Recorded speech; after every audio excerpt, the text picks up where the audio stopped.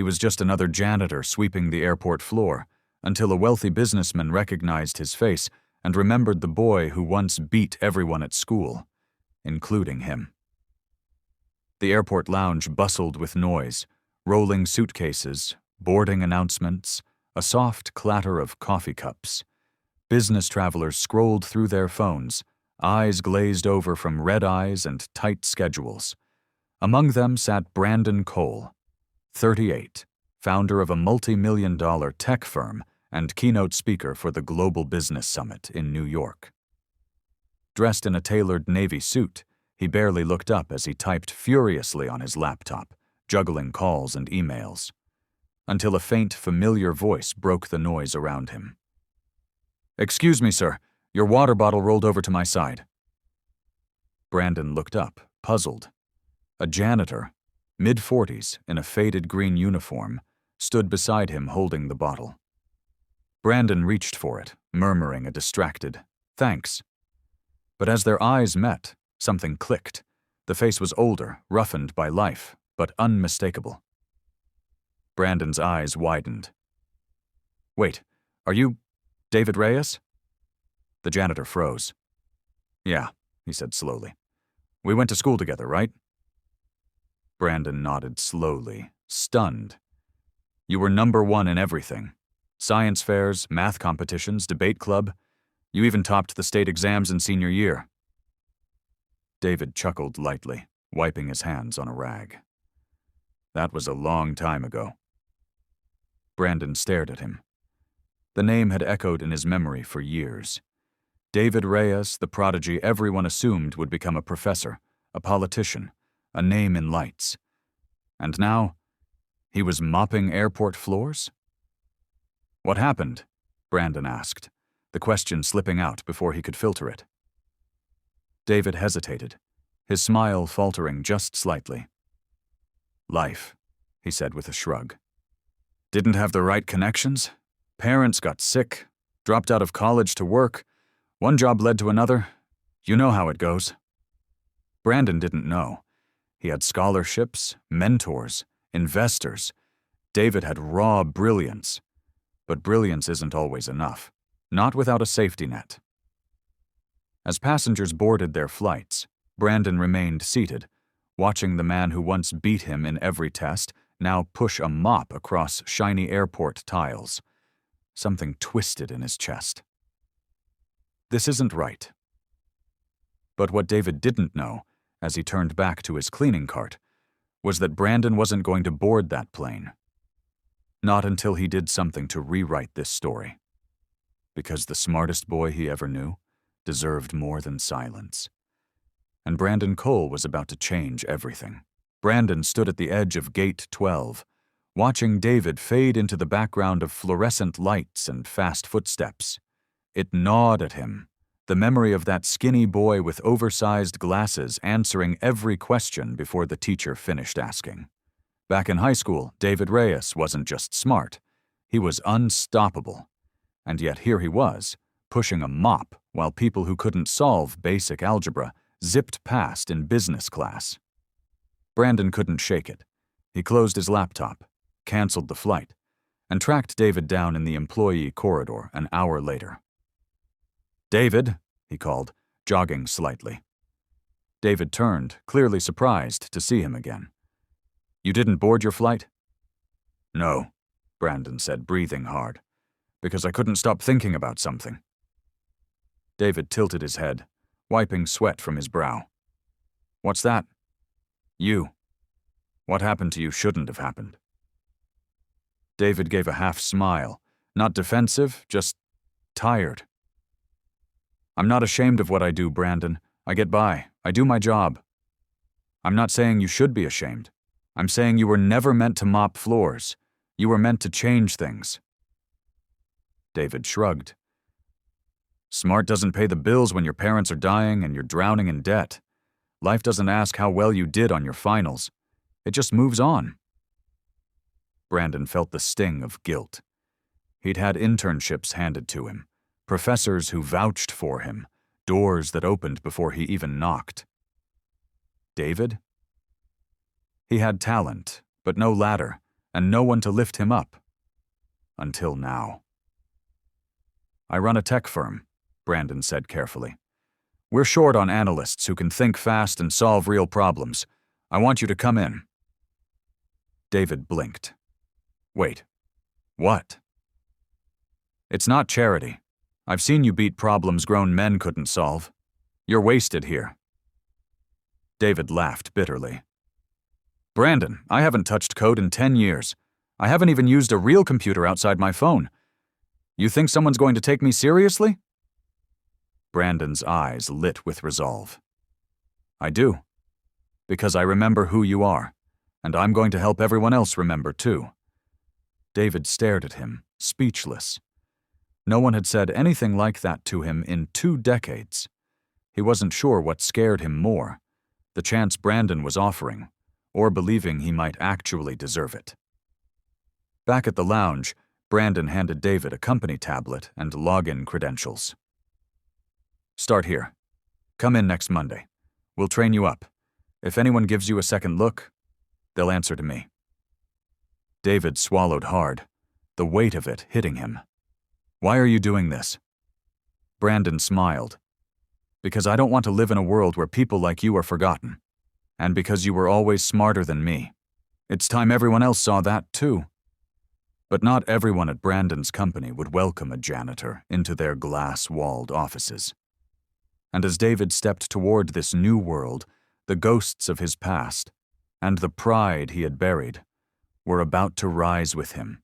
The following Monday, David Reyes stood in front of a glass tower in Midtown, clutching a borrowed messenger bag and wearing the only button-down shirt he owned. He stared at the polished logo etched into the glass. Tech Innovations. He almost turned around. Almost. But then he remembered Brandon's words. It's time everyone else saw what I already know. He took a deep breath and stepped inside. Inside, sleek hallways buzzed with energy. Young professionals in expensive sneakers darted around with iced lattes, screens flashed with code, and data streams David hadn't seen in over a decade. The receptionist barely looked up as he checked in. You're here for janitorial services? David cleared his throat. I'm an incoming data trainee. Under Brandon Cole. That made her look. When Brandon entered the room moments later and greeted David with a genuine smile and a firm handshake, the whispers began. Wait, that guy? Wasn't he? Are they serious? Brandon ignored them all. David, meet your team. The onboarding session was awkward. Some team members offered tight smiles. Others barely concealed their skepticism. David didn't blame them. He felt it too. He was rusty, slow on the keyboard, unsure of new platforms. But when one of the analysts threw a practice problem on the board, a complex equation balancing supply chains and AI prediction logic, David stared at it, then quietly rewrote the solution. Not only correct, better, simpler, cleaner, elegant. The room fell silent. By week 2, things had changed. Brandon invited David to a strategy meeting with product engineers. They scoffed, until David pointed out a flaw in their algorithm no one had noticed, then offered a fix in 5 minutes. By month's end, David wasn't just learning. He was leading small teams in internal test builds.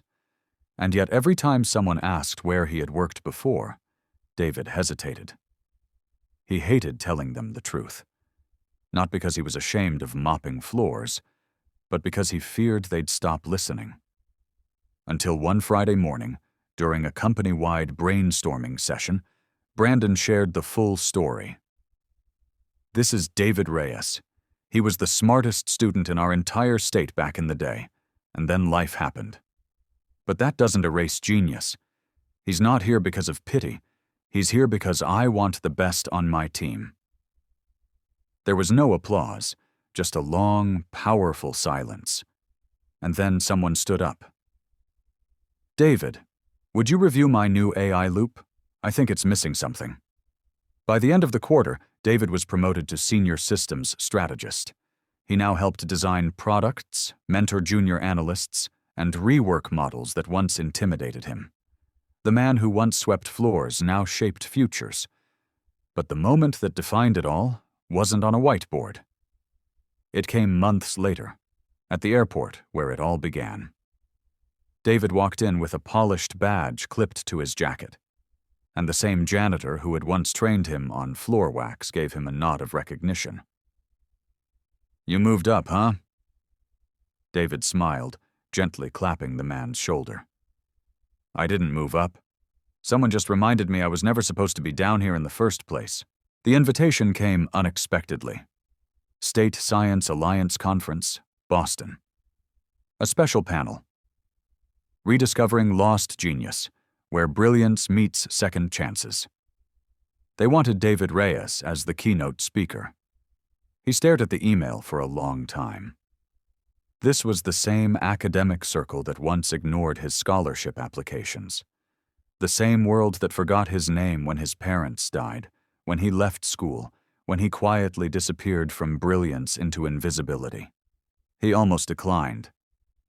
"But Brandon," he insisted, "they need to hear you.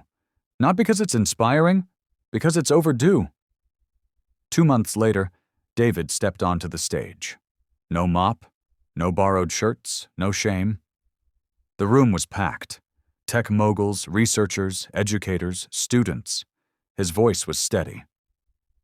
"I once thought intelligence alone would carry me, but genius without support is like a lighthouse with no light bulb." He paused, scanning the crowd. "I mopped airport floors for 15 years, and I'm not embarrassed by that, because work is never shameful. But being forgotten, that nearly broke me. Until someone remembered. And that's what I want you to take home today. Be the person who remembers. Not just brilliance, but people. You might be the only door someone ever has." The standing ovation lasted longer than the speech. Back at Coltech, David continued to rise. Not because Brandon cleared the path, but because once the door opened, David built the staircase himself. He became known not only as a strategist, but as a quiet mentor. He launched the Reyes Initiative, a program that offered second-chance tech training for adults with non-traditional backgrounds: janitors, factory workers, retired veterans. He gave them what no one gave him: a ladder, a voice, a chance. Years later, Brandon sat across from David during a press interview. The reporter asked, "Mr. Cole, how does it feel having discovered one of the greatest minds of your generation?" Brandon laughed. "I didn't discover him. He was always there. The only thing I did was finally stop walking past." In the lobby of Coltech headquarters hangs a framed photo. David Reyes and Brandon Cole at the original airport gate, both holding coffee, both smiling like two men who know the value of one moment changing everything. The plaque below reads, "The janitor who once swept floors now sweeps obstacles out of others' paths. Because in the end, brilliance doesn't fade. It just waits for the world to notice again."